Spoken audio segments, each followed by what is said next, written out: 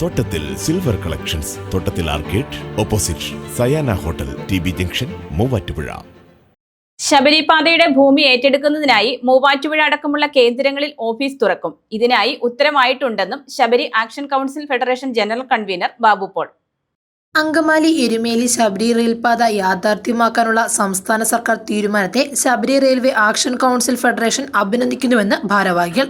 സാമ്പത്തിക പ്രതിസന്ധിയിലും പദ്ധതി ചെലവിന്റെ പകുതി തുകയായ 1900 കോടി രൂപ കിഫ്ബിയിൽ നിന്ന് അനുവദിക്കാനാണ് സംസ്ഥാന സർക്കാർ തീരുമാനം.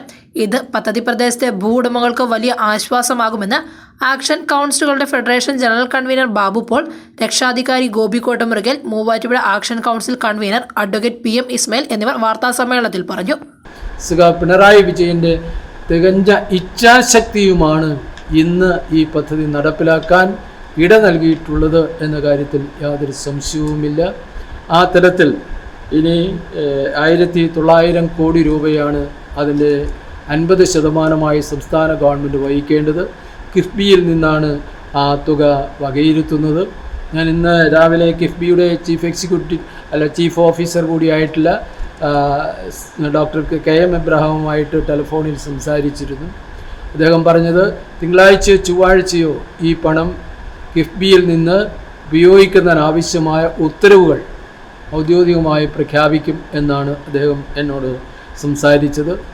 ഇതിനിടയിൽ ഇത്തരം പ്രവർത്തനങ്ങളെല്ലാം ഉൾപ്പെടെ നിരന്തരമായി നടന്നുകൊണ്ടിരിക്കുന്നു എന്നുള്ളതാണ് യാഥാർത്ഥ്യം. ഏതാണെങ്കിലും ഈ പ്രദേശത്തെ ജനങ്ങൾക്കാകെ തന്നെ ആശ്വാസം നൽകുന്നു. ഏറ്റവും കൂടുതൽ ഈ പദ്ധതി കടന്നു പോകുന്ന പ്രദേശത്തെ ഭൂ ഉടമകൾ അവർ കഴിഞ്ഞ 2.5 നൂറ്റാണ്ട് കാലമായി 25-27 വർഷക്കാലമായി അനുഭവിക്കേണ്ടി വന്ന ദുരിതം അത് ചെറിയ ദുരിതമായിരുന്നില്ല. ആ ദുരിതം പരിഹരിക്കപ്പെടാൻ അവരുടെ അല്പമെങ്കിലും ആശ്വാസം കണ്ടെത്താൻ കഴിയുന്ന ഉത്തരവാണ് സംസ്ഥാനത്തെ LDF ഗവൺമെൻറ് ഇപ്പോൾ സ്വീകരിക്കപ്പെട്ടിട്ടുള്ള ഈ ഉത്തരവ്. അത് പ്രാവർത്തികമാകാൻ പോകുന്നു എന്ന കാര്യത്തിൽ യാതൊരു തർക്കവും വേണ്ട. പദ്ധതി പൂർത്തിയായാൽ ശബരിമല തീർത്ഥാടകർക്ക് കൂടുതൽ യാത്രാ സൗകര്യമാകും. എറണാകുളം, ഇടുക്കി, കോട്ടയം ജില്ലകളുടെ മലയോര മേഖലകളിലെ കാർഷിക, വാണിജ്യ, വ്യവസായത്തിനും ടൂറിസത്തിനും പദ്ധതി കരുത്തേകും. വിഴിഞ്ഞം തുറമുഖവുമായി ബന്ധിപ്പിച്ച ഈ പാതയെ തിരുവനന്തപുരത്തേക്കുള്ള 3ാമത്തെ സമാന്തര പാതയായി മാറ്റാനുള്ള നടപടി വേണമെന്നും ഭാരവാഹികൾ വാർത്താസമ്മേളനത്തിൽ ആവശ്യപ്പെട്ടു.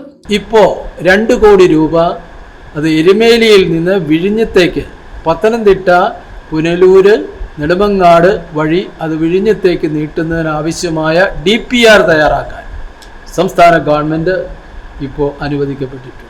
അതും വലിയ ആശ്വാസം നൽകുന്ന, അഭിനന്ദനം അറിയിക്കുന്ന ഒരു കാര്യം തന്നെയാണ്. അപ്പോൾ നമ്മുടെ കേരളത്തെ സംബന്ധിച്ച് 3ാമത്തെ ഒരു സമാന്തര പാത ആലപ്പുഴ വഴിയും അതുപോലെ തന്നെ കോട്ടയം വഴിയും ഇനി പുതിയ കൂടുതൽ ട്രെയിനുകൾ ഓടിക്കാൻ കഴിയില്ല. കപ്പാസിറ്റിയെ അധികരിച്ചാണ് ആ പാളങ്ങളുടെ കിടപ്പ് എന്ന് പറയുന്നത്.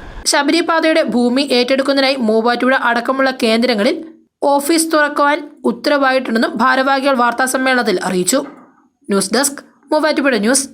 കുറഞ്ഞ ചെലവിൽ അത്യാധുനിക ആരോഗ്യ പരിരക്ഷ. MCS hospital. We take care of your health.